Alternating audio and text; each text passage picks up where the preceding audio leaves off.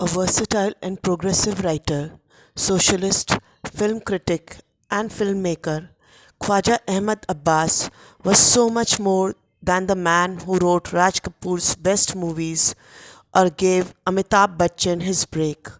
Before he turned to films, K.A. Abbas was a novelist, short story writer, playwright, and a columnist. There have been many writers who have focused on socio-economic concerns through the filmic medium, but none have left a bigger impact than K.A. Abbas. A man of impressive range, K.A. Abbas was credited with numerous innovations, from major leaps in the journey of realism in Indian cinema to the iconic tramp figure of Raj Kapoor. While Abbas gained international acclaim for his works, he remained a man of simple needs throughout his life. K.A. Abbas was born in Panipat on 7th June 1914 in the house of the legendary Urdu poet Khwaja Altaf Hussain Hali, a former student of Mirza Ghalib. His grandfather Khwaja Ghulam Abbas is rumored to be one of the martyrs of the Battle of Panipat. His father Ghulam Us Sibtain was a successful businessman, while his mother Masroor Khatun was the daughter of the reformer and educationist Khwaja Sajjad Hussain, a staunch supporter of education for women. Abbas graduated with an LLB from Aligarh Muslim University in 1935. He started working on a Delhi newspaper, National Call, in 1933. He became the political correspondent and film critic for the Bombay Chronicle. He wrote the political column Last Call for the Chronicle and later in the Blitz. His experience for participating in the struggle for independence had a profound influence on his principles. With works spanning 74 books, 90 short stories, 3,000 journalistic articles, 40 films, and some plays, Abbas was not just a jack of all trades, but king of them all. He started out as a journey from Bombay Chronicle, then a columnist for the Blitz, and finally ventured off into feature films. He was one of the initial members of the Indian People's Theatre Association, along with Balraj Sahni, Utpal Dutt, and Prithviraj Kapoor. The group brought together a large number of leftist artists, many of whom would later join the film industry. His journey in cinema began in 1936 as a part-time publicist for Bombay Talkies. He sold his first screenplay, Naya Sansar, written in 1941, which was an autobiographical work, to Himanshu Rai and Devika Rani. Abbas was homeschooled as a child and then attended Hali Muslim High School in Panipat. In 1933, he graduated from Aligarh Muslim University with a BA in English Literature in 1933 and then in 1935 with a Bachelor of Law. Later, when many of his family migrated to Pakistan after partition, Abbas chose to stay in India. He was deeply moved by the freedom struggle and ideas of secularism and greatly impressed by Mahatma Gandhi and Jawaharlal Nehru in particular. Incidentally, in 1939, he wrote a letter to Gandhi asking him to re-evaluate his stance on cinema as an evil art. "You are a great soul, Bapu," he wrote. "In your heart, there is no room for prejudice. Give this little toy of ours, the cinema, which is not so useless as it looks, a little of your attention and bless it with a smile." Abbas's socio-political consciousness was inspired by socialism. He frequently visited Moscow, and his later filmmaking was inspired by Soviet filmmakers like Sergei Eisenstein and Vsevolod Podovik. They made a joint venture between Abbas's film production house Naya Sansar and a Moscow film production company. The film was Pardesi, released in 1957. It was the story of a 15th century Russian trader who travels to India and falls in love with a local girl. Equality was another thing he held dear, as explained by Amitabh Bachchan in a foreword to Abbas's memoir, I Am Not an Island, an experiment in autobiography.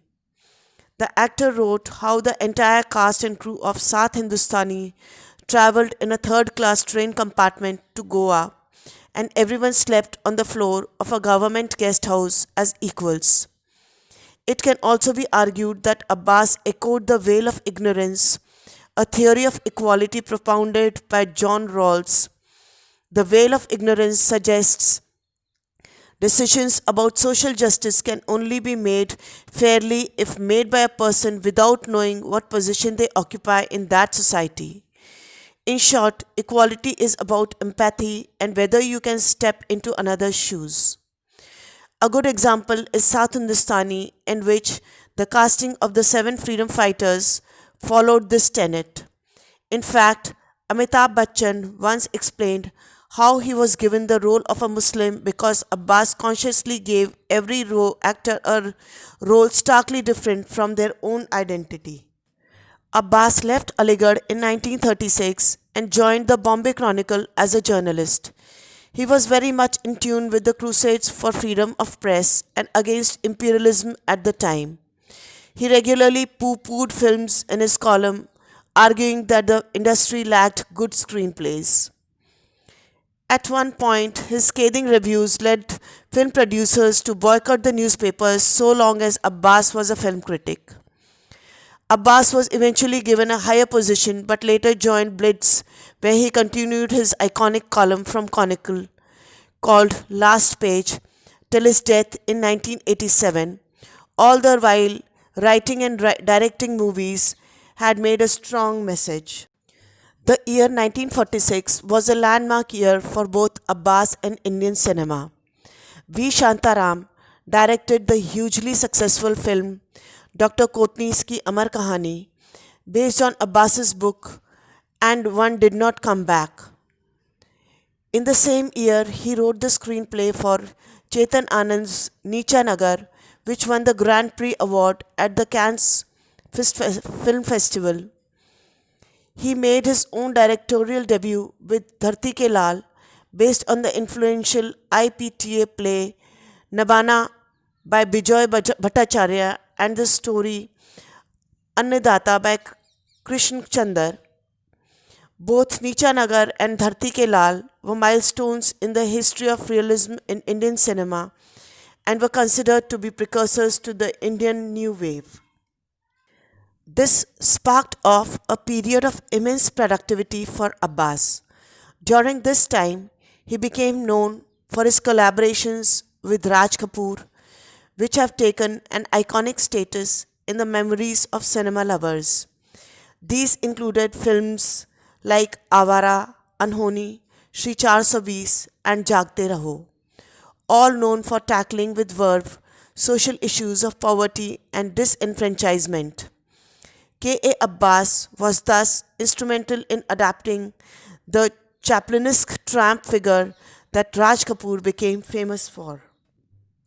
In 1951, Abbas set up his own production company, Naya Sansar. Under this banner, he would produce films such as Rahi, Munna, Sheher Aur Sapna, Asmaan Mahal, Bambai Raat Ki Baahon Mein, Saath Hindustani, and Do Boond Pani.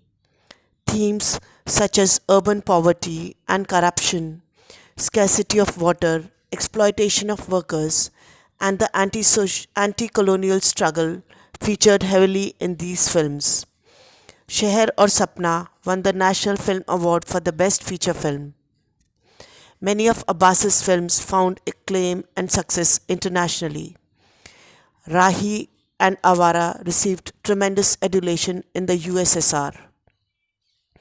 Unfortunately, despite national and international acclaim, his films failed to be popular successes. His collaboration with Raj Kapoor continued throughout his profile career. K.A. Abbas was so close to the filmmaker actor that the late latter once expressed his undying love and devotion to Abbas while inebriated to the amusement of the eavesdropping house staff. Abbas wrote the success script for Kapoor's magnum opus Mera Naam Joker and was one of the writers for the iconic teenage romance Bobby. Kapoor's dream project Henna was also written by Abbas, one of his rare films to have a Pakistani actress as the lead. The film was released posthumously. He is also noted for giving future megastar Amitabh Bachchan his debut role in Saath Hindustani, which also featured the Malayalam star Madhu in his first Hindi role. In his later career, Abbas would become a prominent documentary filmmaker as well. The documentaries Flight to Assam, Tomorrow Shall Be Better, and Char Sheher Ek Kahani display his commitment to social causes.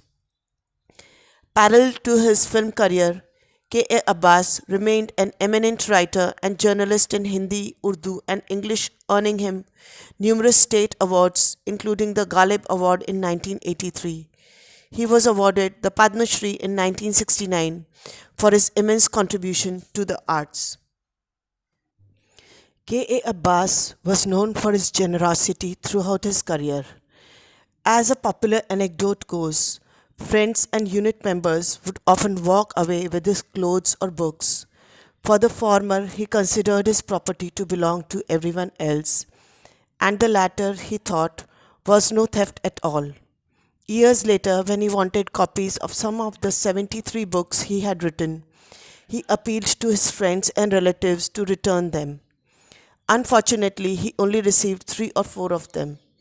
A humble man, despite his overwhelming success, he preferred to travel in crowded public transport.